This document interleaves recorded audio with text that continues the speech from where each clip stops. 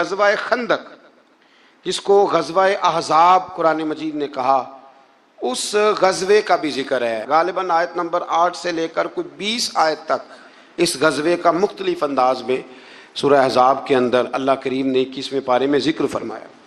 کچھ یہودی بڑی بدعہدی کرتے تھے تو حضور نے انہیں وہاں سے نکال دیا تو وہ خیبر میں جا کے آباد ہو گئے۔ انہوں نے شرارت کی، مکے گئے اور مکے والوں کو تیار کیا کہ اس وقت بدر میں تم مسلمان تم سے جیت گئے تھے تو دیکھا نہیں تم نے، احد میں پھر تم جیت گئے معاذ اللہ، تو آؤ حملہ کرو ہم تمہاری مدد کریں گے۔ ابو سفیان کو تیار کیا اور کئی لوگوں کو تیار کیا، اور پھر بنو غطفان ایک قبیلہ تھا اس کو بھی ساتھ ملایا، کچھ اور قبیلوں کو ساتھ ملایا، تو تقریباً 10-12 ہزار کا لشکر لے کر انہوں نے مدینے پہ حملہ کیا، تیاری کی۔ نبی کریم علیہ السلام نے صحابہ کو مشورے کے لیے بلایا، بھائی خبر ملی ہے وہ تو آ رہے ہیں 10,000 کا لشکر لے کے، کیا کرنا ہے؟ سارے لوگ میٹنگ میں بیٹھے تو حضرت سلمان فارسی نے مشورہ دیا، عرض کی حضور ہمارے علاقوں کے اندر جب اس طرح کا ماحول ہوتا تھا تو خندق کھودی جاتی تھی، ایک چوڑی خندق جس کو دشمن پھلانگ نہ سکے، اس میں آگ جلائی جاتی تھی، گھوڑا کتنی کچھ چھلانگ لگا لے گا۔ مدینے کے 3 طرف ویسے ہی کہیں باغات ہیں، کہیں بڑی آبادی ہے گنجان آباد، کہیں پہاڑ ہیں، تو جو حصہ خالی ہے جہاں سے خطرہ ہے وہاں خندق کھود دیتے ہیں۔ نبی کریم نے فرمایا تمہاری بات مجھے بڑی پسند آئی ہے۔ آج کل بھی ویسے بڑے چھوٹوں سے مشورہ کرتے ہیں کہ نہیں؟ سوال ہی نہیں پیدا ہوتا۔ اور چلو میں بھی ایک بات کہہ ہی دیتا ہوں، اگر کئی دفعہ بندہ شاگردوں مریدوں سے مشورہ کر لے تو چوڑ بھی بڑے ہو جاتے ہیں، یہ بھی مسئلہ ہے۔ آپ مشورہ لے لینا، تو مشورہ تو آج کل ویسے بھی کوئی نہیں دیتا، جو بھی دیتا حکم ہی دیتا ہے، یعنی اگر آپ نے بات مان لی تو ٹھیک ہے، نہ مانی تو بندہ ناراض ہے۔ تو میں کہتا ہوں آپ نے مشورہ دیا تھا کہ حکم دیا تھا؟ اگر تو حکم دیا تھا تو پھر چلو گستاخی ہو گئی، اور اگر مشورہ تھا تو مشورہ رکھا بھی جا سکتا ہے اور رد بھی کیا جا۔ اب بہت کبار صحابہ نے یہ کہا کہ باہر جا کے جنگ لڑیں گے، اندر رہیں گے تو بزدل سمجھیں گے، لیکن حضور نے فرمایا نہیں، سلمان فارسی بات ٹھیک کرتا ہے۔ اب باقی ناراض ہو گئے، واک آؤٹ کر گئے، کسی نے شکوہ کیا بعد میں۔ مزاج کو سمجھے، اسلام کے مزاج کو سمجھے۔ میں جمعے میں بھی کہہ رہا تھا ہماری سب سے زیادہ لڑائیاں پتہ کیا ہیں؟ انہاں میں نے پوچھیا ہی نہیں، اس سب سے بڑی لمبی چوڑی لڑائی اس کا نام ہے نانا جی بگڑ گئے، دادا جی بگڑ گئے، ابا جی بگڑ گئے، اور موٹی بات کیا ہے؟ انہاں سانو پوچھا نہیں، با مرضی کر لی۔ یہ سب سے بڑی، آپ ٹٹول کے لیں پیچھے سے تو یہ جملہ برآمد ہو جاتا ہے۔ اب اس کا کیا حل کیا جائے؟ اور اس کی توبہ بھی کوئی نہیں، اللہ معاف کرے، یعنی معافی بھی نہیں ملتی اس فکرے کی۔ تو حضرت سلمان فارسی کے کہنے پر حضور نے نا خندق کھودنے کا ارادہ فرمایا۔ 40 گز خندق کھودیں گے، 10 بندے مل کے، 10 آدمیوں کو کہا 40 گز خندق کھودنی ہے، اور یہ 5 گز گہری ہونی چاہیے۔ اب خندق کھودنے لگے، اور اتنی زیادہ قحط کا زمانہ تھا کہ صحابہ نے پیڑ پہ پتھر باندھ کے خندق کھودی، اور وہ بڑی مشہور روایت ہے کہ ایک چٹان نہیں ٹوٹتی تھی تو نبی پاک نے پھر آ کے 3 ضربیں لگائیں، اور ہر دفعہ فرمایا لو بھئی ملک شام کی کنجیاں بھی اللہ نے مجھے دے دی ہیں، یمن کی بھی دے دی ہیں، ایران کی بھی دے دی ہیں۔ اب وہ خندق کھود لی، کافر آ گئے 10-12 ہزار کا لشکر لے کے۔ ان کا تو خیال تھا کہ نہ کوئی تیاری نہ پروگرام، اور اتنے تو بندے نہیں مدینے میں، 10,000 آدمی کہاں سے آئے گا مقابلہ کرنے۔ لیکن جب خندق دیکھی تو حیران ہو گئے۔ اب خندق کے اس پار انہوں نے خیمے لگا لیے، اس پار مسلمان تھے۔ ایک جگہ سے تھوڑی سی خندق جو تھی وہ کم چوڑی تھی، تو وہاں سے عمر بن عبد ود بہت بڑا پہلوان تھا، بہت بڑا، یہ جنگ بدر میں زخمی ہوا تھا تو بھاگ گیا تھا۔ اس نے قسم اٹھائی تھی کہ اتنی دیر تک سر میں تیل نہیں لگاؤں گا، اتنی دیر معاذ اللہ مسلمانوں سے بدلہ نہیں لے لوں گا۔ تو یہ آیا اس دن، جب میدان کے اندر آیا نا، چھلانگ لگائی گھوڑے کو اس نے کسی طریقے سے، تو گھوڑا اس کا ایک جگہ سے کم چوڑی تھی وہاں سے کراس کر گیا، اٹھا، اور اس کے بارے میں مشہور تھا کہ 1000 آدمی کا مقابلہ کرتا ہے۔ گھوڑے کی چھلانگ لگائی، گرا، گھوڑا بھی گرا، یہ بھی گرا، پھر اٹھا، تو اٹھ کے کہنے لگا ہے کوئی میرے مقابلے میں تو سامنے آئے۔ اس نے پہلا اعلان کیا تو مولا علی شیر خدا اٹھ کے کھڑے ہو گئے، فرمایا میں کرتا ہوں۔ حضور نے فرمایا علی ٹھہر جا، یہ عمر بن عبد ود ہے، 1000 کے مقابلے میں لڑتا ہے۔ عرض کی حضور میں بھی تو اسد اللہ ہوں نا، لڑتا ہے تو پھر کیا ہوا، دیواریں ہلتی رہتی ہیں اور در کانپ جاتا ہے، علی کا نام سن کے اب بھی خیبر کانپ جاتا ہے۔ مجھے جانے دے، جب تیسری دفعہ وہ پکارا تو حضرت علی کہنے لگے حضور بس کریں اب تو حد ہو گئی، میں ضرور جاؤں گا۔ حضور نے اپنے دست مبارک سے ذوالفقار حیدری عطا فرمایا۔ حضرت مولا علی شیر خدا یوں نکلے وہاں سے کہ جیسے شیر کچھار سے نکلتا ہے، اور جب آئے نا سامنے تو کہنے لگا تیرا کیا نام ہے؟ آپ فرمانے لگے علی ابن ابی طالب ابن عبد المطلب، یہ میرا نام ہے۔ کہنے لگا میں نہیں تجھ سے لڑتا، تیرا باپ میرے باپ کا دوست تھا۔ حضرت علی فرمانے لگے بہانے نہ کر، علی کا نام سن کے بہانے کرتا ہے؟ تیرا باپ میرے باپ کا دوست تھا، اس کا کیا مطلب ہے؟ فرمایا میرا دوست بھائی وہی ہے جو محمد عربی کا دوست ہے، میدان میں آ مقابلہ کر۔ اس کو بات سن کے اتنا غصہ آیا، کہنے لگا پھر تم لڑو گے؟ حضرت علی فرمانے لگے سنا ہے تو دو باتوں میں سے ایک قبول کر لیا کرتا ہے، کیونکہ میں نے بھی پہلوانوں کی ساری باتیں سنی ہیں۔ تو کہنے لگا وہ کیا؟ حضرت علی فرمانے لگے سنا ہے تو دو میں سے ایک قبول کر لیتا ہے؟ فرمایا ہاں۔ کہنے لگے پھر دو ہی باتیں ہیں، یا اسلام قبول کر لے یا میدان میں آ جا، ایک رکھ لے۔ کہنے لگا وہ تو نہیں میں قبول کرتا۔ تو حضرت علی فرمانے لگے پھر ڈر نہ، سامنے آ۔ اس نے بڑی زور سے حملہ کیا حضرت علی پہ، بڑی زور سے۔ حضرت علی رضی اللہ تعالیٰ عنہ کے سر اقدس پر زخم بھی آیا، میں پوری بات عرض کروں گا، اور ساری زندگی اس کا نشان مبارک سر پہ رہا، ساری زندگی۔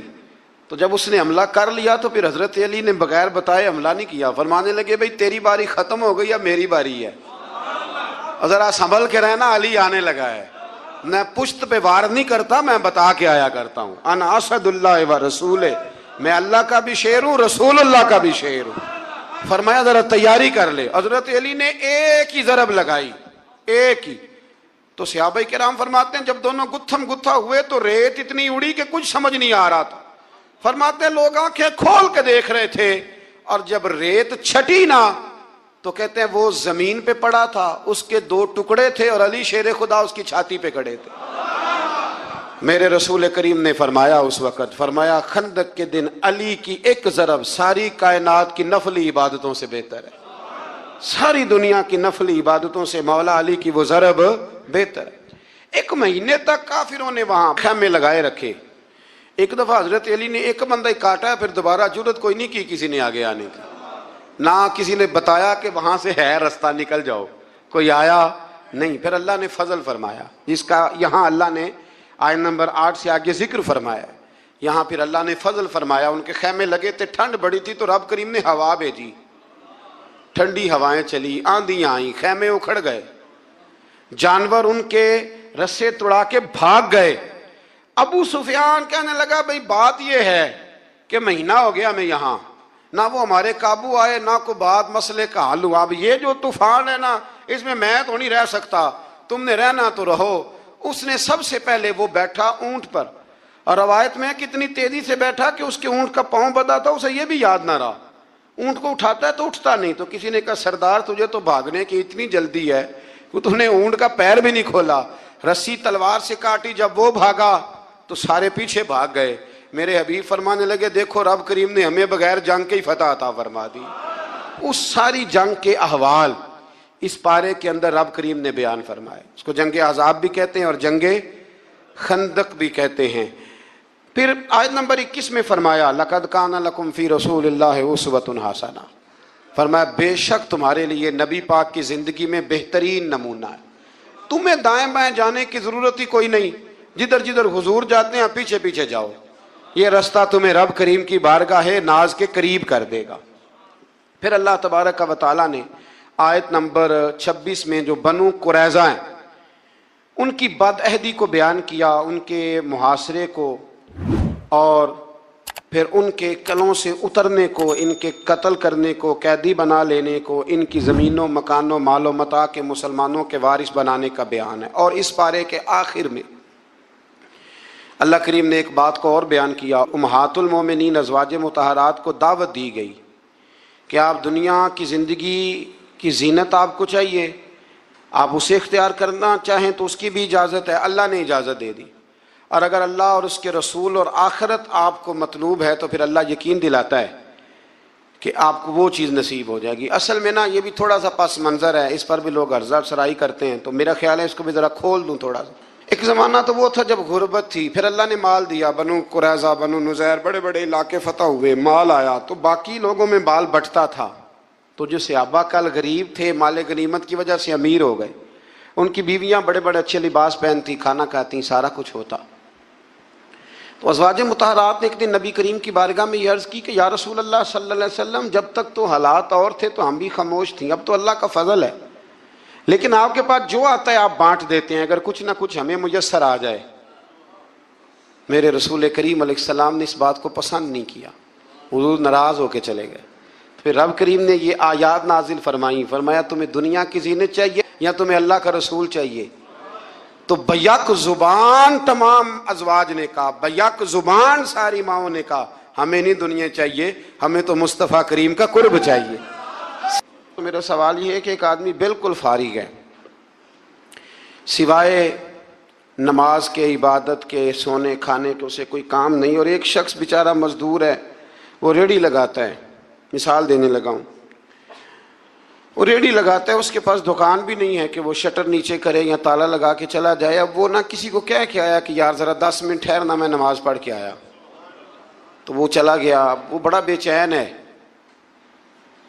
کہ میری پیچھے ریڑھی بھی ہے، وہ بندہ جلد باز نہ ہو جائے، وہ نکل نہ جائے، وہ میرے تھوڑا سا میرا راس ہے، 2-4 ہزار کا مال ہے، غریب آدمی۔ نماز بھی اس نے پڑھی، توجہ اس کی پیچھے لگی رہی۔ ایک بالکل فارغ تھا، کوئی مجبوری نہیں تھی، اس نے بھی نماز پڑھی۔ آپ یہ بتائیے کہ زیادہ ہمت کس نے کی؟ اس کا تو دل ہی نہیں لگا نماز میں، ریڑھی کی فکر تھی، لیکن ہمت زیادہ اس نے کی، اس لیے کہ اس کی مجبوری ہے، اس کے لیے آزمائش پیچھے کھڑی ہے، تیار ہے۔ دوائی کھانے میں دل لگتا ہے؟ کیوں کھاتے ہو؟ دل ہی نہیں لگ رہا آپ کا۔ خدا نہ خواستہ خاکم بدن، اللہ ہم سب کو معاف فرمائے، اگر بچے کا آپریشن کرانا پڑ جائے تو دل کرتا ہے؟ کیوں کراتے ہو؟ اس کے لیے ضروری ہے۔ تو بھائی یہ فلسفہ ہی غلط ہے کہ میرا دل نہیں لگتا تھا تو میں نے چھوڑ دی۔ دل تو کئی دفعہ انسان کا دکان پہ بھی نہیں لگتا، بیچ دو گے؟ نہیں دل کرتا کام پہ جانے کو تو ریزائن کر دو گے؟ تو یہ تو بالکل سرے سے بات ہی بڑی عجیب ہے۔ ہاں دل لگنا چاہیے، نماز سے دلچسپی ہونی، لیکن نہ بھی لگے تو ہم کو دل کے لیے نماز نہیں پڑھ رہے، رب کے لیے نماز پڑھ رہے ہیں۔ ہاں یہ بات سمجھ لیں، نماز دل کے لیے نہیں، نماز وہ دیکھیں نا، ایک صاحب کہتے ہیں جی میں 5 نمازیں پڑھتا ہوں تو روزی میں برکت پھر نہیں ہوتی، تو میں کہتا ہوں وہ عبادت کرتے ہو کہ تجارت کرتے ہو؟ پیسے کمانے گئے تھے؟ پیسے کمانے گئے تھے کہ نماز پڑھنے گئے تھے؟ تو نماز آپ کو بے حیائی اور برے کام سے روک دے گی، پر شرط یہ ہے کہ نماز کی پابندی کریں اور بر وقت پڑھیں اور تھوڑی صحیح کر کے پڑھیں۔ مطلب نماز پڑھی جاتی ہے، اہتمام نہیں ہوتا، یعنی لوگ بھاگ کے وضو کرتے ہیں، فٹافٹ آتے ہیں، بھئی آج ہو گیا ہے۔ بڑی جو بندہ گاڑی بھگا کے لاہور پہنچنا چاہے تو وہ 15 منٹ جلدی پہنچ سکتا ہے، 1 گھنٹہ پہلے پہنچ سکتا ممکن نہیں میرے عزیز، وہ ہو نہیں سکتا۔ جلدی نماز پڑھنے سے آپ کیا کر لیں گے؟ صحیح کر کے پڑھیں، سونی کر کے پڑھیں، تسلی کے ساتھ پڑھیں، ٹھنڈے دل کے ساتھ پڑھیں، مطلب نماز پڑھیں تو پھر مزہ آئے۔ امام اعظم کا ایک پڑوسی ہے تو وہ کہتا ہے کہ امام صاحب نا گرمیوں کے دنوں میں نا چھت پہ چڑھتے تھے، چونکہ میرے گھر میں عورتیں نہیں تھیں، مرد ہی تھے زیادہ، اور میرا ایک بچہ تھا چھوٹا، کہتے ہیں کہ وہ چھت پہ نماز پڑھا کرتے تھے تو وہ اتنی دیر تک کھڑے رہتے کہ لگتا کوئی ستون کھڑا ہے، رات کو ستون محسوس ہوتا، اتنی دیر تک وہ تلاوت کرتے، اللہ کی بارگاہ میں کھڑے رہتے۔ تو فرماتے ہیں جب ان کا انتقال ہوا تو میرا بیٹا کہنے لگا کہ ابا جی پڑوسیوں کی چھت پہ جو کھمبا تھا، جو ستون تھا، وہ کہاں گیا؟ تو کہتا میں رو پڑا۔ میں نے کہا بیٹا وہ ستون اور کھمبا نہیں تھا، وہ تو ابو حنیفہ تھا جو اپنے رب کے حضور کھڑا رہا کرتا تھا۔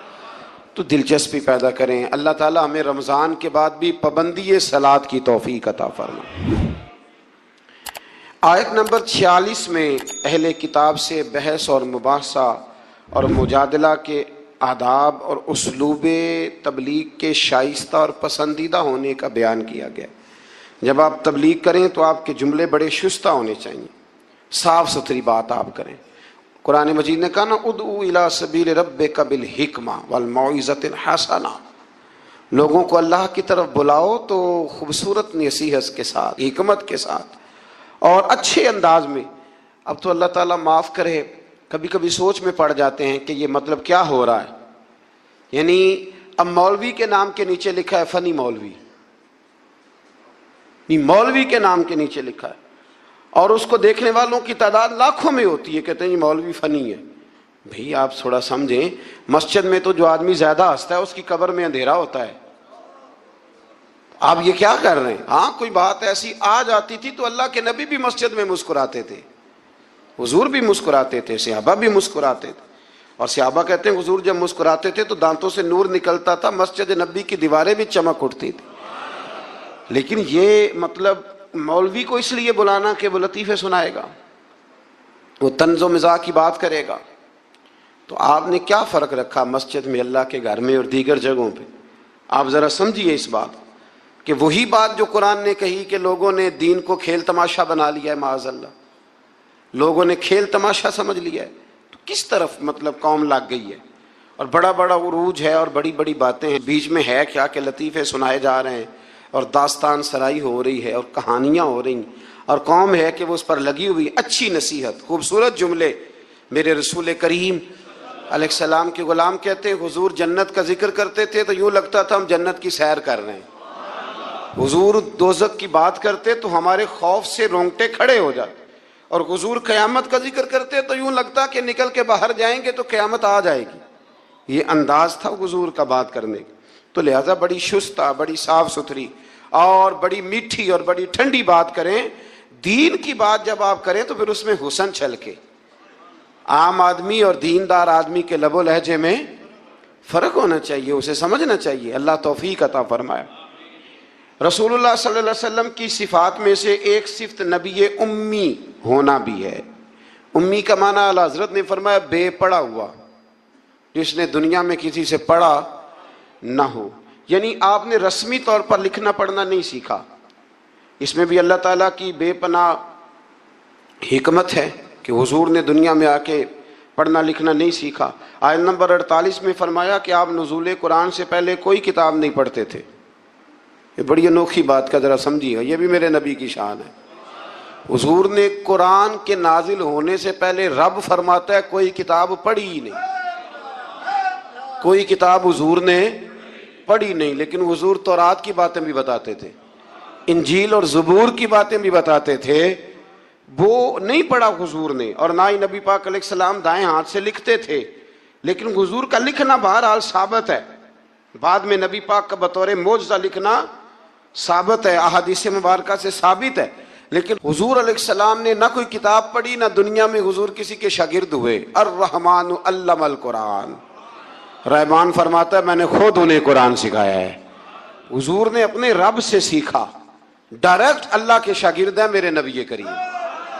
اور یا اللہ کیا سکھایا, کیا سیکھا؟ تو فرمایا وَعَلَّمَكَ مَا لَمْ تَكُنْ تَعْلَمْ. محبوب جو نہیں جانتے تھے رب نے سارا ہی سکھا دیا ہے. لوگ پوچھتے ہیں آپ کے استاد کا نام کیا ہے؟ دیکھ جتنا بڑا استاد ہو شاگرد کا علم بھی اتنا بڑا ہوتا ہے. تو نبی پاک نے اللہ سے سیکھا ہے.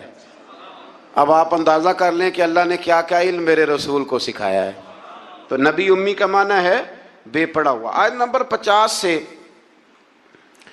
کفار کے معجزے کی فرمائش کے جواب میں فرمایا کہ قرآن مجید سے بڑھ کر معجزہ اور کیا ہو سکتا ہے, اس کے علاوہ کیا معجزہ مانگتے ہو, یہ بہت بڑا معجزہ ہے. عذاب کے مطالبے پہ فرمایا کہ اس کا ایک وقت مقرر ہے, وہ وقت پہ آئے گا, کسی کے کہنے پر نہیں آئے گا.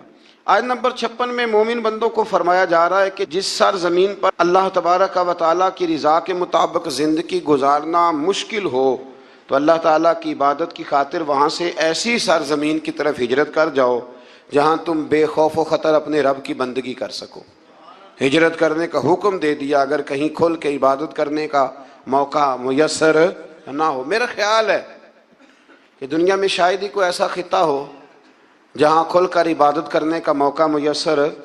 میں نے برطانیہ میں ایک مدینہ مسجد دیکھی, بہت بڑی وسیع مسجد. میں نے ایک جمعہ وہاں پڑھایا تو جمعے کے بعد ہم نمازیوں کے بیچ بیٹھے. میں نے کہا ہم نے بڑی شاندار مسجد بنائی. تو وہ کہنے لگے کہ یہاں کی حکومت نے ہمارے ساتھ تعاون کیا. آپ حیران ہوں گے میری بات سن کے. وہ کہنے لگے جب ہم مسجد تعمیر کر رہے تھے تو یہاں سے پیچھے سے ایک روڈ گزرتا تھا, تو ہماری مسجد میں آڑے آتا تھا, تو ہم نے گورنمنٹ کو اپلیکیشن دی کہ یہ روڈ آ رہا ہے. تو کہتے ہیں مسجد کی خاطر گورنمنٹ نے روڈ بند کر کے روڈ اوپر سے گزار دیا ہے. اب تو عبادت کرنے کی تو کوئی دقت نہیں، پر شرط یہ ہے کہ عبادت کرنے والے بھی تو ہونے چاہیے نا۔ عبادت کرنے کی کوئی پریشانی اور نہ بھی ہو تو اللہ کے محبوب کے لیے اللہ نے ساری زمین کو مسجد بنا دیا ہے۔ حضور فرماتے ہیں میرے قدموں کی برکت سے ساری زمین مسجد بن گئی، جہاں سجدہ کرو گے رب قبول کر لے گا، پر شرط یہ ہے کہ بندہ سجدہ کرے۔ فرمایا اور کتنے ہی جانور ہیں جو اپنا رزق اٹھائے نہیں پھرتے، ان کو اللہ رزق دیتا ہے، اور تم کو بھی، یعنی انسان کتنی ہی منصوبہ بندی کیوں نہ کرے، اسباب کا اختیار کرنا بجا ہے، لیکن رازق حقیقی طور پر صرف اللہ تعالیٰ ہی ہے۔ جانوروں کو کبھی دیکھیں آپ نے کہ انہوں نے گٹھڑیاں باندھ کے اپنا رزق باندھا ہو؟ تو اللہ فرماتے ہیں جن کا کوئی سبب نہیں، جب میں انہیں دیتا ہوں تو تمہیں کیوں نہیں دوں گا؟ رزق دینے والا اللہ ہے۔ پھر آگے جا کے آیت نمبر 64 میں فرمایا کہ دنیاوی زندگی کے کھیل اور تماشا ہونے اور اخروی زندگی میں اصل زندگی ہی تمہارے لیے وہ ہے جو آخرت کی زندگی ہے۔ دنیاوی زندگی تو صرف کھیل اور تماشا ہے، کھیل ہے۔ مطلب جب کوئی دنیا سے چلا جاتا ہے تو پھر لوگ کیا کہتے ہیں؟ کوئی کیا کر سکتا ہے؟ کر سکتا ہے کچھ؟ یہ تو ایک کھیل اور تماشا سا ہے۔ مطلب میں نے بچے پالے تو پھر بعد میں میرے بچوں نے بچے پالنے شروع کر دیے، پھر ان کے بچوں نے بچے، اور بہت بڑا لفظ ہے جناب یہ ہمارے پاس، بچوں کے لیے کر رہا ہوں جی۔ اور ابا جی کی عمر 85 سال ہو جاتی ہے تو بچے کہتے ہیں ابا ایک دکان ہی دے دے، کہتے تو ہنوں نہیں دینی، اون جی تہاڈے لیے کمایا ساری عمر۔ تو میں کہتا ہوں یہ جو بچوں کا بہانہ ہے نا، یہ بہانہ ہے۔ بینک بیلنس اپنے نام کا، مکان اپنے نام، گاڑی، اور روز کہتا کیا ہے؟ اور بھائی میں یہ کہہ رہا ہوں کہ یہ بہانہ ہے، بچوں کے لیے ہے، بالکل ٹھیک ہے، لیکن بچوں کے کام تو آئے گا نا ہمارے جانے کے بعد۔ آج تو مالک اور وارث ہم ہی ہے نا، اس لیے تھوڑا نکلیں اس کھیل تماشے سے، اس آخرت کی بھی فکر کریں۔ امام زین العابدین گھر میں نماز پڑھ رہے تھے تو آگ لگ گئی، لوگ بجھاتے رہے، امام صاحب نماز پڑھتے رہے۔ نماز کے بعد لوگوں نے کہا حضور ہم آگ بجھا رہے تھے، آپ نے توجہ ہی نہیں کی۔ فرمایا تم دنیا کی بجھا رہے تھے، میں قیامت کی بجھا رہا تھا، میں دوزخ کی آگ بجھا رہا تھا۔ ادھر بھی تھوڑی توجہ کریں، اللہ توفیق عطا فرمائے۔ آگے پھر سورہ روم شروع ہوتی ہے۔ سورہ روم کی آیت نمبر 9 سے اللہ تعالیٰ نے بتایا ہے کہ لوگوں کو اپنی مادی قوت اور طاقت پر اترا کر اللہ عز و جل کی غالب قدرت کو بھول نہیں جانا چاہیے۔ ماضی میں کتنی ہی ایسی قومیں آئیں جو مادی قوت کی حامل تھیں، لیکن آج ان کے کھنڈرات ان کی مادی قوت کی ناپائیداری کا جیتا جاگتا ثبوت۔ دیکھ لو جا کے، بڑی بڑی تگڑی قومیں آئیں، بڑی بڑی۔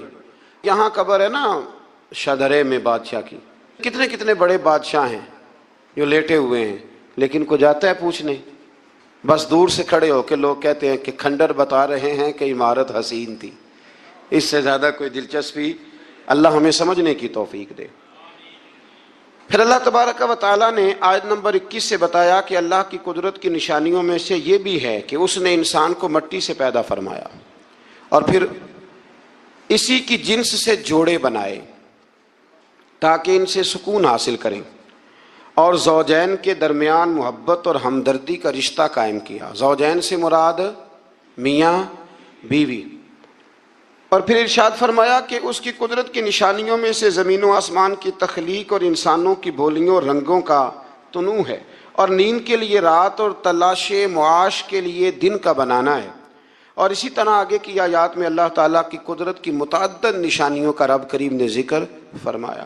آیت نمبر 27 میں حیات بعد الموت کے منکرین سے فرمایا وہی ہے جو تخلیق کی ابتدا کرتا اور دوبارہ وہی زندہ کرے گا، اور یہ اس کے لیے بڑا آسان ہے۔ دوبارہ زندہ کرنا بڑا، کسی چیز کا پہلی دفعہ بنانا مشکل ہوتا ہے، دوبارہ تو آسان ہو جاتا ہے۔ فرمایا دوبارہ زندہ کرنا تو اس کے لیے آسان ہے۔ آیت نمبر 28 میں مشرکین سے فرمایا کیا تمہارے غلام تمہارے مال میں برابر کے حصے دار ہوتے ہیں؟ اگر نہیں تو پھر اللہ تعالیٰ کے ساتھ کیسے بے جان بتوں کو شریک کرتے ہو؟ آگے چل کر امت محمدی صلی اللہ تعالی علیہ وسلم کو تعلیم دینے کی خاطر فرمایا آپ باطل ادیان سے کنارہ کش ہو کر اپنے آپ کو دین فطرت پر قائم رکھیں، وہ اصل دین ہے۔ آیت نمبر 33 سے انسان کی فطری خود غرضی کو بیان کیا اللہ نے، فطری خود غرضی کو۔ فرمایا کہ تکلیف کے وقت اللہ کو پکارتے ہیں لیکن راحت کے وقت اسے بھول جاتے ہیں، بلکہ شرک کرنے لگتے ہیں، اور یہ بھی بتایا کہ اللہ کی رحمت سے نا امید بھی ہو جاتے ہیں۔ اچھا لگتا ہے ہمارے جملوں میں نا یہ فکر اچھا لگتا ہے، بس ٹھیک ہے جی وہ جس حال میں رکھے جی میں بڑا راضی ہوں، بھئی یہ شکر نہیں، شکر یہ ہے کہ الحمدللہ میرے رب نے جیسا سمجھا اس نے اس حال میں مجھے رکھا ہے، جیسا سمجھا اس حال میں اس نے مجھے رکھا ہے۔ آیت نمبر 38 میں قرابت داروں اور مسکینوں اور مسافروں کو ان کا حق دینے کا حکم دیے۔ قرابت داروں کا بھی حق ہوتا ہے، مسکینوں کا بھی ہوتا ہے، مسافروں کا بھی ہوتا ہے۔ ہمارے اوپر تو حق ہی کوئی نہیں کسی کا، یا ہمارا ہے یا ہمارے بچوں کا ہے۔ اس آیت میں اللہ نے حکم دیا قرابت داروں کا بھی حق ہے، مسکینوں کا بھی حق ہے، مسافروں کا بھی تیرے اوپر حق ہے، تو نے وہ دینا ہے، وہ تیری ذمہ داری ہے، وہ تیری ذمہ داری ہے۔ حضرت عمر بن عبدالعزیز فرمایا کرتے تھے ہم بڑے شکر گزار ہیں غریبوں کے، بڑے شکر گزار ہیں غریبوں کے۔ فرمایا رب کریم ہمیں اپنا نمائندہ بناتا ہے اور ہمیں کہتا ہے لو میں تمہیں دیتا ہوں تم جا کے میرے بندوں میں بانٹ آؤ۔ فرمایا ہم تو ان کے شکر گزار ہیں کہ یہ ہم سے قبول کرتے ہیں تو ہمارے کھاتے میں نیکیاں جمع ہو جاتی، یہ تو محسن ہے ہمارے۔ یہ لوگ غریب لوگ نہ ہوتے تو کہاں ہم صدقات و خیرات کرتے، لیکن جتنی تکلیف غریبوں کو دی جاتی ہے، جس قسم کی اذیت سے گزارا جاتا ہے، اور جو حال ہو رہا ہے بالخصوص رمضان کے دنوں میں، میں نے بہت پہلے کہہ دیا تھا اللہ کے رستے میں دینا لیکن لوگوں کو رستوں میں کھڑا نہ کرنا، ایک ہی جملہ ہے، اللہ کے رستے میں دینا پر لوگوں کو رستوں میں کھڑا، لائنیں نہ بنوانا، چکروں میں نہ ڈالنا، آزمائش میں مبتلا نہ کرنا۔ کدھر گئے وہ لوگ جو رات کے اندھیرے میں دینے کی کوشش کرتے تھے؟ کہاں گئے وہ لوگ جو کہتے تھے دینا ہے پر کسی کو خبر نہ ہونا چاہیے؟ اللہ سمجھنے کی توفیق دے۔ آیت نمبر 41 میں فرمایا کہ بحر و بر میں فساد لوگوں کے اپنے کرتوتوں کے سبب ہے، اور لوگوں کو ایک دوسرے سے بھڑا دینا بھی ایک صورت عذاب ہے۔ فرمایا جب تم بحر و بر میں فساد کرتے ہو تو پھر تمہارے درمیان اختلافات ہو جاتے ہیں، یہ ایک عذاب ہے۔ بھائی کی بھائی سے ناراضگی عذاب نہیں؟ بچے اگر کسی جگہ جا کے ماں باپ کی شکایت کریں کہ وہ بڑے بھائی کے بچوں سے زیادہ پیار کرتے ہیں تو یہ عذاب نہیں؟ یعنی بیٹا اگر کسی جگہ بیٹھ کے پنچایت میں اپنے باپ کے خلاف دلائل دے تو یہ عذاب نہیں؟ فرمایا اب تم فساد کرتے ہو پھر اس عذاب سے دوچار ہوتے ہو، اللہ سمجھنے کی توفیق دے۔ تو میرے عزیز سمجھیے اس بات کو کہ قرآن مجید ہماری کس طرح تربیت کر رہا ہے۔ آیت نمبر 46 میں اللہ تعالیٰ نے بارش کے نظام کو اپنی قدرت کی نشانی کے طور پر بیان فرمایا ہے۔ کتنی سخت گرمی ہوتی ہے اور جب بارش ہو جائے تو فرمایا یہ بھی میری قدرت کی نشانی ہے۔ آیت نمبر 54 میں انسانی وجود سے اپنی وحدانیت پر استدلال فرمایا کہ کمزوری کی حالت میں انسان کی پیدائش، پھر قوت کے بعد پھر کمزوری اور بڑھاپا، یہ سب حالتیں اللہ تعالیٰ ہی طاری کرتا ہے۔ آیت نمبر 55 میں مجرموں کو اس بات پر قسمیں اٹھانے کا ذکر ہے کہ وہ دنیا میں صرف پل بھر رہے تو ان سے سخت محاسبہ کیوں کیا جا رہا ہے؟ اللہ تعالیٰ فرمائے گا جھوٹ بولنا ان کی پرانی عادت ہے۔ جب قیامت میں اللہ تعالیٰ مجرموں کو حساب لے گا تو کہیں گے یا اللہ ہم تو تھوڑی دیر کے لیے تو گئے تھے، وہ پل بھر کے لیے گئے تھے، جھوٹ بول دیں گے تو اللہ فرمائے گا یہ تو تمہاری پرانی عادت ہے، یہ پرانی عادت ہے مجرم کی۔ کہ مجرم کیا کرتا ہے؟ جھوٹ بولتا ہے۔ نماز کیوں نہیں پڑھتے؟ کہتے کپڑے نہیں پاک۔ آؤ پھر ہوٹل پہ کھانا کھانے چلے تو کہتا میں ذرا بدل کے آیا۔ یعنی مجرمانہ سوچ ہے نا، غفلت کی سوچ، اور پھر اس پر دلائل دینا۔ یعنی آپ کسی سے پوچھے نماز پڑھتے ہو، کہتے ہیں حضرت صاحب جھوٹ نہیں بولنا، میں فجر کی پڑھتا ہوں باقی نہیں پڑھتا۔ میں نے کہا بڑا سچا ہے بھائی تو، یعنی میں جھوٹ نہیں بولتا۔ خدا کے بندے اتنی ڈھٹائی سے تو بات کر رہا ہے، اتنی ڈھٹائی سے۔ اور ایک بات آپ کو بڑی ذمہ داری سے عرض کرنے لگا ہوں، ذرا میری بات کو سمجھنا۔ اگر آپ 4 دن مسلسل گھر نہ جائیں تو آپ کی بیوی شور کرتی ہے کہ نہیں کرتی؟ یہ ویسے بھی غیر اخلاقی بات ہے، آپ کی ذمہ داری نہیں ہے آپ کا گھر، تو 4 دن مسلسل آپ باہر رہیں بغیر کسی وجہ کے تو شور اٹھتا ہے کہ نہیں؟ اگر ابا جی آپ کے رہتے ہیں نا سعودی عرب میں تو وہاں بھی فون چلا جائے گا۔ اس کو سمجھائیں 4 دن سے گھر نہیں ہے۔ تو 4 دن گھر نہ جائے تو شور ہوتا ہے، اور تو مہینہ مہینہ مسجد ہی نہیں جاتا، اور پھر تیرے اندر پھر مد و جزر نہ ہو، پھر جوار پھاٹا نہ ہو، پھر ساری نعمتیں موجود ہونے کے بعد تیرا کلیجہ منہ کو نہ آئے، پھر تیرا جگر نہ پھٹے، پھر رات کو تجھے نیند کیسے آئے؟ اس لیے کہ تو نے وہ اپنے اندر کے ساتھ دھوکہ شروع کر دیا ہے، تو وہاں گیا ہی نہیں جہاں سے تجھے 5 وقت آواز آتی ہے، تو توجہ ہی نہیں کی۔ اس لیے سمجھ لے کہ جو اندر بے چینی ہے اس کا کوئی نہ کوئی سبب ہے، کہیں نہ کہیں تو ہم نے غلطی کی ہے، کسی نہ کسی جگہ تو کوئی معاملہ ایسا ہے۔ امام مالک رحمۃ اللہ علیہ کے پاس ایک شخص آیا تو ناجائز پیسے کمایا کرتا تھا، کہنے لگا حضور سکون کوئی نہیں، تو امام صاحب نے ایک جملہ کہا، فرمانے لگے امانتیں امانت داروں کے حوالے کر دے، رب تجھے سکون عطا کر دے گا۔ وہ بندہ کہنے لگا یہ کیا؟ فرمانے لگے میرے پاس کسی کی امانت ہو تو مجھے نیند کوئی نہیں آتی، تو نے تو یتیموں مسکینوں کی رکھی ہوئی ہے، تجھے کیسے آئے گی؟ جیتے جاگتے آدمی کی امانت میرے پاس ہو تو میں کہتا ہوں یہ چھین نہ جائے، تو نے تو لوٹ مار کی رکھی ہے۔ اللہ ہمیں سمجھنے کی توفیق عطا فرمائے۔ آگے سورہ لقمان شروع ہوتی ہے۔ حضرت لقمان کے بارے میں بھی لوگوں کا بعض کا قول یہ ہے کہ حضرت لقمان نبی تھے، لیکن صحیح قول مفسرین نے یہی لکھا ہے کہ وہ نبی نہیں تھے، وہ اللہ کے ایک نیک بندے تھے، اللہ کے ولی تھے، ایک بڑے دانا آدمی تھے، بڑے عقل مند آدمی تھے۔ اللہ تبارک و تعالیٰ نے انہیں بڑا نوازا تھا، بڑی حکمت والے تھے، بڑے سمجھدار تھے۔ آپ اندازہ کریں کہ اللہ نے ولیوں کا کتنا ذکر فرمایا قرآن مجید کے اندر۔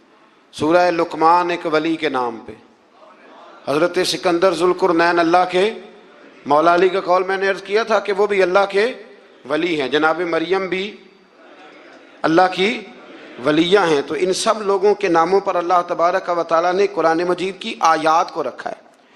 تو سورہ لقمان ہے، اس میں حضرت لقمان نے جو اپنے بیٹے کو نصیحتیں کی ان کا بھی ذکر ہے، اور بھی کئی چیزوں کا ذکر ہے، لیکن اس کا جو اہم مضمون ہے وہ یہی ہے کہ حضرت لقمان نے اپنے بیٹے کو نصیحت کی۔ ایک بات سمجھ لینا، بڑی دنیا نصیحت کرتی ہے، لیکن جو باپ شفقت کے ساتھ گود میں بٹھا کے نصیحت کرتا ہے اس کا بڑا ہی مزہ آتا ہے۔ ہم بھی نصیحتیں کرتے ہیں گھر میں، پر کسی سے جھگڑا ہو جائے نا باہر، یا دیہڑی صحیح نہ لگے، یا کاروبار پہ چھٹی ہو جائے، تو پھر ہمیں لیکچر یاد آتا ہے، وہ پھر گھر آ کے بڑے بوڑھے وہ سارا لیکچر گھر میں دیتے ہیں، اللہ ماشاء اللہ، وہ میری طرح کسی اور کے ستائے ہوئے، جانے کس عمر میں جائے گی یہ عادت میری، روٹھنا اس سے تو اوروں سے الجھتے پھرنا، یعنی بات کوئی اور ہے، اور گھر آ کے تم نماز نہیں پڑھتے بچے میرے اس لیے ساری بے برکتی ہے۔ باپ بیگم صاحبہ آپ چونکہ نماز نہیں پڑھتی، ساری تباہی سی ہوتی ہے، تباہی بچے نماز نہ پڑھیں تو، گھر والی نماز نہ پڑھے تو بے برکتی ہوتی ہے۔ پر اب آپ کا موڈ بن گیا تھا تو آپ نے لیکچر دیا، تو اس طرح تھوڑی بچے نماز پڑھیں گے۔ بچے تو اس طرح نماز پڑھتے ہیں کہ آپ شفقت کی گود میں انہیں بٹھا لیں، پھر ان کا ماتھا چومیں اور کہ پتر تو 1 رکعت پڑھے گا نا تو تیرے باپ کا قد اللہ 1 فٹ بلند کرے گا قیامت میں، عزت کا قد اونچا ہوگا، عزت کا۔ اس طرح جب کوئی نصیحت کرتا ہے نا اپنے بچے کو، اس طرح جب کوئی نصیحت کرتا ہے تو باتیں رہ جاتی ہیں، طبیعت میں رہ جاتی ہیں، مزاج میں۔ تو یاد رکھیں کہ ماں باپ نصیحت کریں، ضرور کریں، جتنی ماں باپ کی نصیحت اثر کرتی ہے باہر والوں کی نہیں کرتی۔ اور بچوں سے میری گزارش ہے کہ ماں باپ کی نصیحت سنیں۔ باہر والے تو آپ کو نصیحت کریں گے، کہہ کے گزر جائیں گے، باپ نصیحت نہیں کرتا، باپ تو آپ سے اپنا درد دل بیان کرتا ہے، اور اتنی تڑپ کسی میں نہیں ہوتی کہ آپ بچ جائیں جتنی آپ کے ماں باپ میں ہوتی۔ ان کی دھیان لگا کے بات سنیں، ان کی طرف توجہ کریں۔ کسی نے بادشاہ سے کہا تھا کہ مزہ کب آیا تمہیں، تم بڑے بادشاہ رہے، بڑے خزانوں کے، مزہ کب آیا؟ کہنے لگا مزہ تب آیا کہ جب میں پہلے کسی زمانے میں، بعد میں وزیر اعظم بنا، جب میں نوکری کرتا تھا تو میں پیسے لا کے اپنی اماں کو دیتا تھا، تو پھر میں سویرے جب اماں سے کہتا تھا نا اماں ذرا کرایہ دینا، تو کہتے تھے کہ وہ خزانے کا مالک ہونے کا اتنا مزہ نہیں آیا جتنا اماں وہ اپنی گتھلی سے پیسے نکالتی تھی اور پھر 2-3 دفعہ چیک کرتی تھی کہ نوٹ ساتھ جڑا ہوا تو نہیں، پھر وہ دیتی تھی۔ تو کہتے ہیں کہ میرے ابا جی پاس کھڑے ہوتے تھے تو وہ کہتے تھے نہ ایڈا دھیان کر دے، منڈے نو دیر پہ ہی ہوندی ہے، تو اماں کہتی تھی نہیں میرے پتر دی محنت دی کمائی ہے، اس کی مشقت کی کمائی ہے، میں ذات۔ تو یہ بادشاہی ہے اگر آپ کے پاس ماں باپ ہے، یہ آپ کے پاس حسن ہے، یہ وقار ہے۔ ان کے پاس بیٹھے، ابا ان پڑھ بھی ہو نا، باپ ان پڑھ بھی ہو تو یونیورسٹی کا درجہ رکھتا ہے، آج تک کسی کائنات میں نہ آکسفورڈ نے ایسا کوئی نصاب بنایا ہے، نہ پنجاب یونیورسٹی نے، نہ کراچی یونیورسٹی نے، جو نصاب اللہ ماں کی ممتا کو دے کے دنیا میں بھیجتا ہے۔ وہ بنا ہی نہیں نصاب کہیں۔ کان لگا کے نصیحت سنو ماں باپ کی، وہ کیا کہتے ہیں۔ تو حضرت لقمان اپنے بیٹے کو نصیحت کرتے ہیں۔ پہلی بات انہوں نے یہ کی کہ بیٹا کبھی شرک نہ کرنا، اور دوسری بات یہ کی اپنے بیٹے کو کہ اللہ اور ماں باپ کا شکر گزار ہونا۔ پھر فرمایا والدین کے ساتھ نیکی کا برتاؤ کرنا۔ اس مقام پر پھر قرآن نے اولاد کے لیے ماں باپ کی مشقتوں کا ذکر بھی فرمایا، اور یہ بھی فرمایا کہ اگر خدا نہ خواستہ کسی کے ماں باپ مشرک ہوں تو ان کے دباؤ میں شرک میں مبتلا نہ ہو، لیکن اس کے باوجود دنیاوی امور میں ماں باپ کے ساتھ بدستور نیکی کا برتاؤ کرے۔ اور پھر فرمایا پابندی سے نماز قائم کرنا۔ پھر فرمایا نیکی کا حکم دینا اور برائی سے، بیٹا نیکی کا صحیح بات کریں اپنے دل سے۔ کبھی ہم نے بچوں کو کہا ہے کہ نیکی کا حکم دینا؟ بیٹے اچھا سا کاروبار کر، کوئی تگڑے سے پیسے کم، نیکی کا حکم دینا اور برائی سے، یہ باپ کہہ رہا ہے اپنے بیٹے کو، بیٹا یہ تو نے ڈیوٹی کرنی ہے۔ اور پھر ارشاد فرمایا کہ پابندی سے نماز قائم کرنا، نیکی کا حکم دینا، برائی سے منع کرنا، لوگوں کے ساتھ تکبر سے پیش نہ آنا، زمین پہ اکڑ کے نہیں بلکہ عاجزی کے ساتھ چلنا۔ لیکن اگر ابا جی اپنے بچے کو بتائیں او تو انہوں نے بال نہ کھیڑتا تھا پیالا تو جٹا نہ منڈا ہے، اللہ ماشاء اللہ، اگر ابا جی یہ سبق پڑھائیں تو تکبر کا درس آیا کہ یہاں عاجزی کا درس آیا؟ اس کو کہنا چاہیے تھا بیٹا یہ تو اللہ کی تقسیم ہے، پر مخلوق ساری رب کی ہے۔ کہا بیٹے کبھی تکبر نہ کرنا، چال اور گفتار میں تواضع اختیار کرنا۔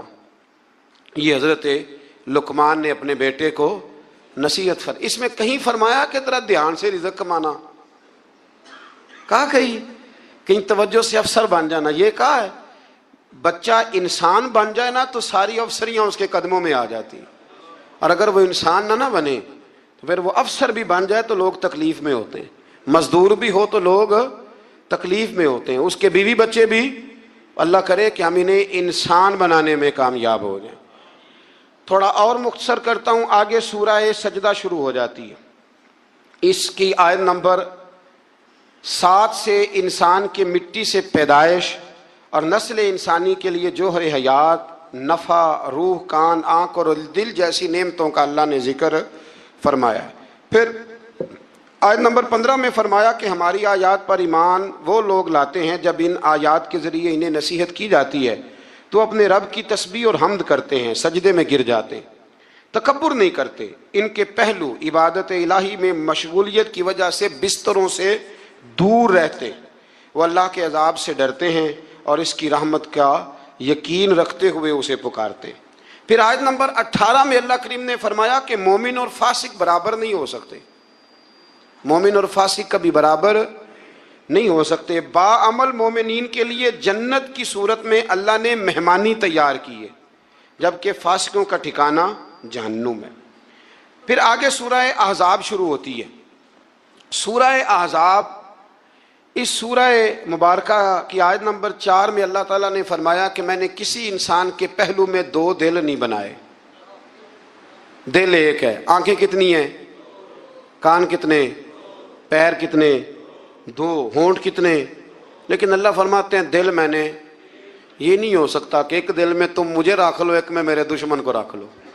یہ نہیں ہو سکتا کہ ایک دل میں اسلام ہو دوسرے میں کفر ہو۔ یہ نہیں ہو سکتا کہ ایک دل میں میرا محبوب ہو اور دوسرے میں تم نے کسی دنیا دار کو بٹھایا ہو۔ دل ایک ہے تو محبوب بھی ایک ہی ہونا چاہیے۔ وہ الگ بات ہے کہ کبھی کبھی کسی شاعر نے یہ شکوہ کیا ہے، وہ بھی شکوہ نہیں، اس نے اپنی بات کی، ہم اپنے لفظوں میں لیتے ہیں نا۔ یوں سمجھ لیں کہ کسی نے کہا کہ میں حضور سے محبت کرتا تھا تو مجھے تڑپ لگ گئی تو تڑپ کا مزہ بڑا آیا۔ اعلیٰ حضرت نے بھی کہا ہے نا، عشق تیرے صدقے جلنے سے چھٹے سستے، جو آگ بجھا دے گی وہ آگ لگائی ہے۔ تو وہ شاعر کہتا ہے کہ اتنا میں تڑپا ہوں اپنے محبوب کے لیے تو تڑپ کا بھی ایک مزہ ہے۔ تو کہتا ہے وہ مزہ دیا ہے تڑپ نے کہ میری آرزو ہے یا رب، میرے دونوں پہلوؤں میں دل بے قرار ہوتا، میرے دونوں پہلوؤں میں دل بے قرار ہوتا۔ اللہ کریم ہمیں سمجھنے کی توفیق عطا فرمائے۔ تو دل ایک ہے تو محبت بھی ایک ہی ہونی چاہیے. اسی آیت میں فرمایا کہ منہ بولے بیٹے وہ حقیقی بیٹے کے حکم میں نہیں ہوتے. نبی کریم علیہ السلام نے حضرت زید بن حارثہ کی پرورش کی تھی تو کچھ لوگوں نے زید بن محمد کہنا شروع کر دیا. فرمایا نام بھائی زید بن حارثہ ہی کہو، زید بن محمد نہیں کہہ سکتے. تو منہ بولا بیٹا حقیقی وارث نہیں ہوتا، یہ اللہ نے قانون بنا دیا ہے. تو اس لیے یہ جو بچہ آپ اڈاپٹ کرتے ہیں لیتے ہیں تو اس کی ولدیت اصل لکھوایا کریں، اپنی نہ لکھوایا کریں. ہاں اگر آپ نے جائیداد میں سے اپنی مرضی سے کچھ شے دینی ہے تو زندگی میں دے دیں، لیکن شریعت کہتی ہے کہ اس کے نام کے ساتھ اس کے اصل باپ کا ہی نام آئے. پھر آیت نمبر 6 میں فرمایا النبی اولا بالمؤمنین من انفسہم، فرمایا یہ نبی مومنوں کے ان کی جانوں سے بھی زیادہ مالک ہے. اور ایک اولا کا معنی اقرب کیا گیا کہ نبی پاک مومنوں سے ان کی جانوں سے بھی زیادہ قریب ہے. جان کتنی قریب ہوتی ہے کسی کو پتہ ہے؟ کسی سائنسدان کا قول، کسی ڈاکٹر کا. تو جو سائنس آج تک یہ نہیں بتا سکی کہ جان کتنی قریب ہے، وہ اس کا پتہ کیسے بتائے گی جو جان سے بھی زیادہ قریب ہے. فرمایا محبوب جانوں سے بھی تمہارے زیادہ قریب ہے. اور اس کے ساتھ ہی فرمایا کہ جو نبی پاک علیہ الصلوۃ والسلام کی ازواج ہیں وہ مومنوں کی مائیں. صحیح مسلم میں حدیث ہے، نبی پاک صلی اللہ تعالی علیہ وسلم فرمانے لگے جلدی جلدی نیکی کے کام کر لو ان فتنوں سے پہلے جو اندھیری رات کے حصوں کی طرح فتنے ہوں گے. فرمایا اس وقت حال یہ ہوگا کہ آدمی صبح مومن ہوگا شام کو کافر ہو جائے گا، شام کو مومن ہوگا تو صبح کافر ہو جائے گا. اور فرمایا لوگ دنیا کے بدلے اپنا دین تک بیچ ڈالیں گے. معاذ اللہ جھوٹی قسمیں نہیں کھائی جاتی. لوگ دنیا کے لیے دین بیچ ڈالیں گے. اس سے پہلے جب فتنے اتنے زیادہ ہو جائیں اس سے پہلے نیکی کر لو، کوئی خیر کا کام کر لو، جلدی سے کچھ ایسا کر لو. حضرت عقبہ بن حارث رضی اللہ تعالیٰ عنہ فرماتے ہیں یہ دیکھیں ہمارے نبی پاک علیہ السلام کی سیرت کیا ہے، حضور کا اسوہ کیا ہے، نبی پاک علیہ السلام ہماری تربیت کس طرح کرتے ہیں. حضرت عقبہ بن حارث رضی اللہ تعالیٰ عنہ کہتے ہیں ہم نے نبی پاک علیہ السلام کے ساتھ عصر کی نماز پڑھی، یہ صحیح بخاری میں موجود ہے. فرماتے حضور سلام پھیرتے ہی فوراً اٹھ کے گھر تشریف لے گئے. یہ ہمارے لیے انوکھی بات تھی، غیر متوقع تھی، پہلے کبھی ایسا ہوا نہیں. سلام پھیرا نماز کا، حضور جلدی سے تشریف لے گئے. اب ہم حیران تھے اور حیرت انگیز طور پر حیران تھے کہ کریم اتنی جلدی تشریف لے گئے. تھوڑی دیر ہوئی حضور واپس آ گئے. تو محبوب پاک علیہ السلام فرمانے لگے گھر میں ایک چھوٹی سی ڈلی، ایک چھوٹا سا ٹکڑا سونے کا پڑا تھا، مال آیا تھا سارا صدقہ کر دیا، وہ تھوڑا سا پڑا تھا، اچانک مجھے یاد آیا وہ تو پڑا رہ گیا. تو حضور فرمانے لگے میں نے کہا کہیں ایسا نہ ہو جائے کہ ساری رات گزر جائے اور میرے گھر میں پڑا ہی رہ جائے، میں جلدی سے جا کے اسے خیرات کر دوں. میں نے خیرات کیا پھر میں واپس آ گیا ہوں. جلدی سے نیکی، جلدی سے نیکی کر لی جائے. ہم بڑا انتظار کر رہے ہیں، بڑا لمبا ہمارا پروگرام ہے، ہمارے پاس ٹائم ہی بڑا ہے. کسی نے کان میں کہہ دیا ہے تیرے پاس بڑا وقت ہے، ابھی تو بڑی عمر پڑی ہے، ابھی تو جناب اور میرے بھائی یہ لوگوں کے کہنے کی باتیں ہیں. پھر پتہ ہی نہیں چلتا حالات کس طرح کے ہو جاتے ہیں اور کیا معاملات انسان کے ساتھ درپیش ہوتے ہیں. جتنی خیر میسر آئے، جتنا بھلا میسر آئے، جتنی انسان کو توفیق ملے. میں نے بزرگوں کو دیکھا اپنے اصحاب کو، پہلے وہ خدام سے کہتے کہ میں سونے لگا ہوں اور پابند کرتے لوگوں کو کہ فلاں وقت، بزرگوں کو میں نے دیکھا اپنے، وہ پابند کرتے لوگوں کو کہ فلاں وقت میں موجود ہوں گا آنا، خود پابند فرماتے. اور پھر جب بیدار ہوتے تو سب سے پہلے خدام کو بلا کے پوچھتے کوئی مہمان تو نہیں آیا. اور جناب آپ نے خود ہی تو پابند فرمایا فلاں دن آنا. کہنے لگے چل یار اگر کوئی آیا تو مجھے ملا لو، میری ملاقات کرا لو. کیوں؟ اس لیے کہ دور سے آیا ہے، مجھ سے ملنے آیا ہے، کوئی خیر کی بات سیکھنے آیا. چلو میرے نامہ اعمال میں کوئی نیکی جائے گی، کچھ نہ کچھ خیر جمع کر لی جائے، کچھ نہ کچھ ڈیوٹی کر لی جائے، کچھ کام کریں اور جلدی سے کریں. حضرت جابر ابن عبداللہ انصاری رضی اللہ تعالیٰ عنہ بیان کرتے ہیں، یہ بھی بخاری میں موجود ہے. کہتے ہیں ایک صحابی نبی پاک علیہ السلام کی بارگاہ میں حاضر ہوئے غزوہ احد کے موقع پر، اور حال ان کا یہ تھا کہ وہ کھجور کھا رہے تھے اور کھجور انہوں نے منہ میں رکھی ہوئی تھی. حضور کی بارگاہ میں حاضر ہوئے اور عرض کرنے لگے یا رسول اللہ صلی اللہ تعالیٰ علیہ وسلم اگر میں شہید کر دیا جاؤں تو کہاں جاؤں گا؟ حضور فرمانے لگے جنت میں۔ تو کہتے انہوں نے جو کھجور منہ کے اندر تھی نا وہ انہوں نے نگلی نہیں، اندر نہیں لے گئے، اس کو باہر نکالا اور دوڑ کے آگے بڑھے اور جنگ کرنی شروع کر دی اور لڑتے لڑتے شہید ہو گئے۔ کیا سبق دیا انہوں نے؟ سبق یہ دیا کہ نیکی کرنے میں اتنی دیر بھی نہیں کرنی جتنی کھجور کھانے میں دیر لگتی ہے۔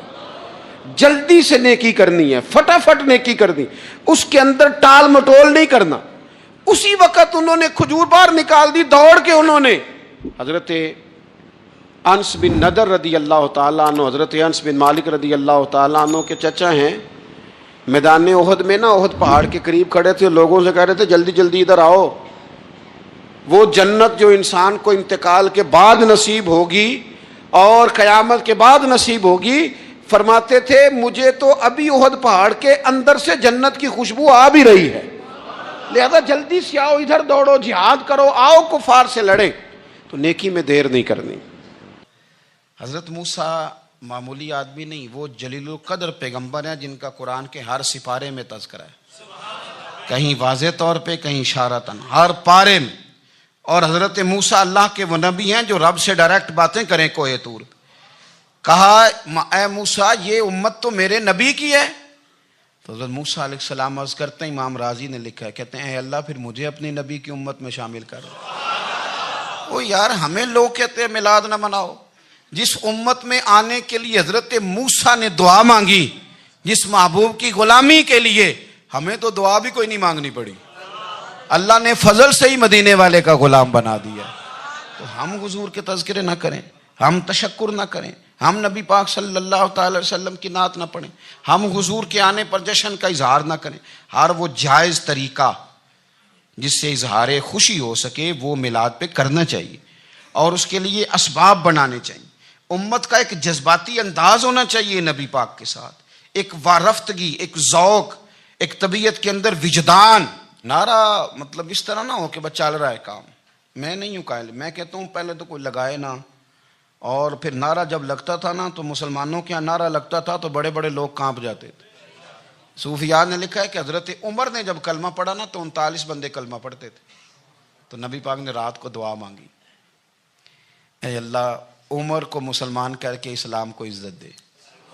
حضرت عمر سویرے آ گئے، میں وہ تفصیل میں نہیں جاتا، بات لمبی۔ حضرت عمر جب آئے نا اور انہوں نے آتے جب کہا نا کہ میں کلمہ پڑھنے آیا ہوں، تو حضور اتنے راضی ہوئے کہ نبی پاک نے کہا اللہ اکبر، تو صحابہ نے نعرے لگائے اللہ اکبر اللہ اکبر، یعنی 40 لوگ مسلمان ہوئے تو نعرے لگے۔ ہمارے صوفیاء کہتے ہیں حضرت عمر کے آنے پر جب نعرے لگے تو بتاؤ کہ وہ تو نعرہ تکبیر لگا، نعرہ رسالت کیوں نہیں لگا؟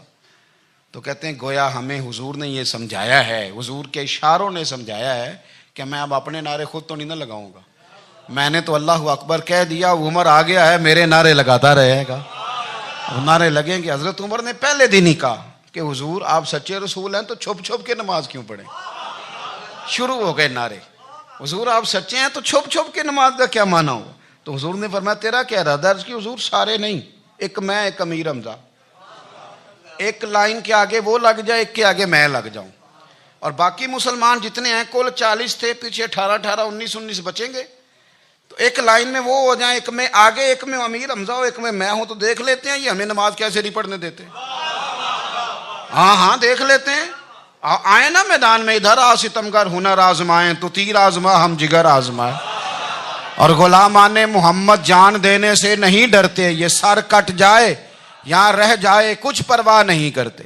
فرمایا بھی پتہ چل جاتا ہے نا، ایک لائن میں حضرت امیر حمزہ ہو گئے، ایک میں حضرت عمر ہو گئے۔ پہلے یہ مارتے تھے جو حرم شریف میں مسلمانوں کے طریقے پہ نماز پڑھتا تھا، یہ جلوسوں کی بڑی برکت ہے، اندر بیٹھے رہے نا چپ کر کے، نکل جائیں تو پتہ کچھ بھی نہیں چلتا۔ جب نکلتے ہیں نا لوگ کہتے ہیں جلوس کیا معنی ہے، تو میں بتاتا ہوں نا جلوس کا معنی کیا ہے۔ حضرت عمر نے باہر نکلے، 2 لائنوں کا جلوس، لمبا بھی کوئی نہیں، بندے بھی 40، اور جناب فاروق اعظم باہر نکلے تو عمر کا نعرہ، عمر کا، حضرت عمر نے یوں کر کے آستینیں بازو کی چڑھا لیں، اور اپنے گلے میں جو ان کے رومال تھا نا اس کو یوں سینے پہ باندھا، اور اس ہاتھ میں تلوار تھی تو یوں کر کے باہر لہرائی، کہنے لگے او مکے کے کافرو ادھر آؤ میرے سامنے۔ جس نے اپنی بیوی بیوہ کرانی ہو, جس نے بچے یتیم کرانے ہوں, وہ آئے میدان میں. مصطفیٰ کے غلام آج سڑکوں پہ نکل آئے میدان میں, ہمارے سامنے ہمارا مقابلہ کرے. آئے نا میدان میں, ہم نکلے ہیں. اب ہم یہاں کعبے میں اعلانیہ نماز پڑھیں گے, ہم پڑھیں گے. طاقت ہے تو آؤ نا, ہمارا مقابلہ کرو, آؤ. کفر بذات خود بہت بڑا جھوٹ ہے, اور جھوٹ کے پیر بس 2 بندے نکلے تلواریں لے کے آگے. تو پھر حضرت عمر نے اعلانیہ نماز پڑھوائی خانہ کعبہ. تو میرے بھائی, رسول اللہ صلی اللہ علیہ وسلم کے غلام تو جب نعرہ لگاتے تھے تو ہو ہی کمال جاتا تھا. پھر بریلی کے امام بولے, کہنے لگے پیش حق مجدہ شفاعت کا سناتے جائیں. حضور قیامت کے دن آگے نا, ہمارے آگے خوشخبری دیں گے, کہیں گے تم فکر نہ کرو, آ جاؤ میں تمہیں بخشواتا ہوں, میں تمہاری سفارش, آ جاؤ پیچھے. حضور نہ پیش حق مجدہ شفاعت کا سناتے جائیں گے. یقین کریں بریلی کے امام کو بھی بڑا ہی رنگ آتا ہے بیان کرنے کا. کہنے لگے آپ روتے جائیں گے. اللہ کو منانا ہے نا حضور نے. کہتے ہیں پیش حق مجدہ شفاعت کا سناتے جائیں گے, آپ روتے جائیں گے, پر ہم کو ہنساتے جائیں گے. باغ جنت میں محمد مسکراتے جائیں گے, پھول رحمت کے گریں گے, ہم اٹھاتے جائیں گے. اور حشر میں ہوگا ہمارا داخلہ اس شان سے, ہم یا رسول اللہ کا نعرہ لگاتے جائیں. ہم یا رسول اللہ کا نعرہ. امام راضی کہتے ہیں حضور نے ایک رکا پکڑا چھوٹا سا, ایک بندے کو لوگ دوزخ میں لے کے جا رہے ہیں.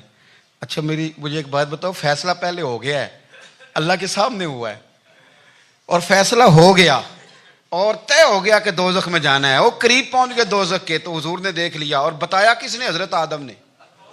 حضرت آدم کہنے لگے حضور وہ آپ کے غلام کو دوزخ میں لے جا رہے ہیں. نبی پاک آگے گئے. کیا پڑھتے ہیں ہمارے بھائی؟ حضور نے مجھے ان سے چھڑا کے چھوڑ دیا. نبی پاک صلی اللہ علیہ وسلم آگے گئے, فرمایا ادھر آؤ, کہاں لے کے جا رہے ہو؟ اللہ کے سامنے فیصلہ ہوا ہے نا, فرشتوں نے کیا ہے نا. فرشتے کو کسی سے بددیانتی تو نہیں نہ کرتے, فرشتوں نے جو کیا ٹھیک کیا ہے نا. کیوں لے کے جا رہے ہو؟ سونے گناہ زیادہ ہیں, نیکیاں تھوڑی ہیں. فرمایا میرے سامنے تولو. کسی فرشتے نے نہیں کہا کہ سونے معاذ اللہ ہم کو بے ایمان ہے, ہماری کوئی اس سے زد چل, ساڈا کو بننا سان جائے دے نال. بھائی میرا مطلب ہے صحیح تولا ہے, فیصلہ ہے, فرمایا دوبارہ تولو. گویا رب بھی فرماتا ہے جیسے میرا محبوب کہتا ہے ویسے ہی کر. اور کوئی نہیں, دوبارہ تول لو, کوئی حرج نہیں, تولو نا دوبارہ. فرشتے دوبارہ آئیں گے, انہوں نے دوبارہ تولا. ایک پلڑے میں نیکیاں, ایک پلڑے میں گناہ. اب وہ گناہ پھر زیادہ نکلے تو نبی پاک نے نا جیب سے اتنا سا روکا نکالا. روکے کا بھی کوئی وزن ہوتا ہے. وہ حضور نے نیکیوں کے پلڑے میں رکھ دیا, نیکیاں بڑھ گئیں. فرشتے بھی چپ کر گئے. چلو بھائی جنت میں. میری طرح کا تھا نا, پتہ سارا ہے سردار نو کیتی ہے, پتہ تو تھا نا اسے من آنم کے من دانم. تو سیدھا حضور کے قدموں سے جا لگا. کہنے لگا سونیا میں تو ساری زندگی گناہ کرتا رہا, یہ کون سی نیکی ہے؟ تو حضور فرمانے لگے چپ کر, جنت کا دروازہ کھول گیا, تو جا جنت میں. حضور رکے میں کیا ہے؟ فرمایا تو نے ایک دن درود و سلام نہیں پڑھا تھا, میں نے تیرا سنبھال کے رکھا ہوا تیرا درود شریف.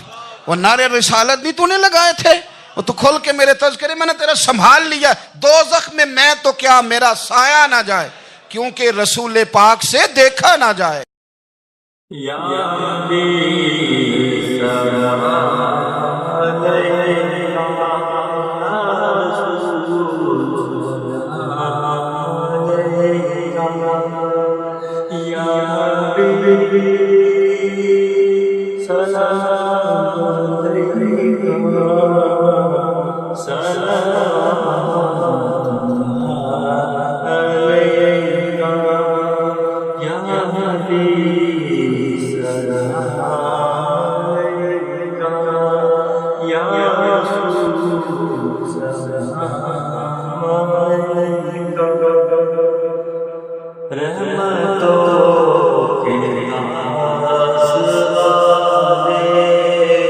دو جہاں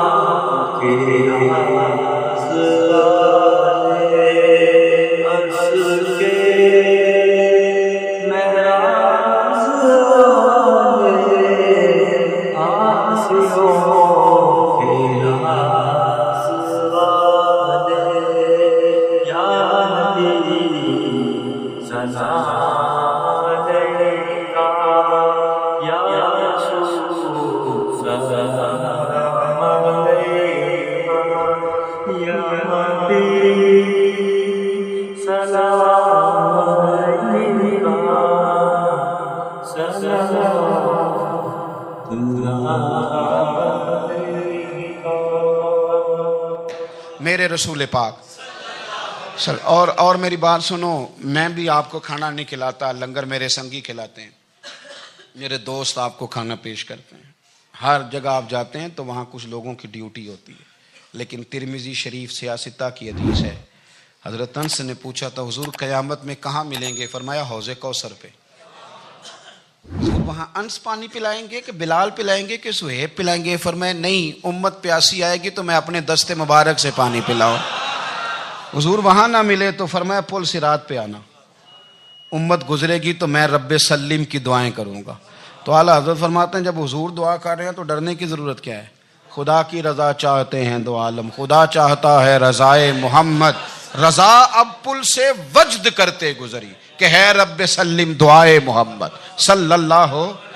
تو حضور وہاں ملاقات نہ ہوئی تو پھر اس حدیث کو بھی یہ حدیث مضبوط کر دے گی. حضور فرمانے لگے پھر میزان عمل پہ آ جانا، امت کے عمل تول رہے ہوں گے اور میں کامیابی کی دعائیں مانگ رہا ہوں گا.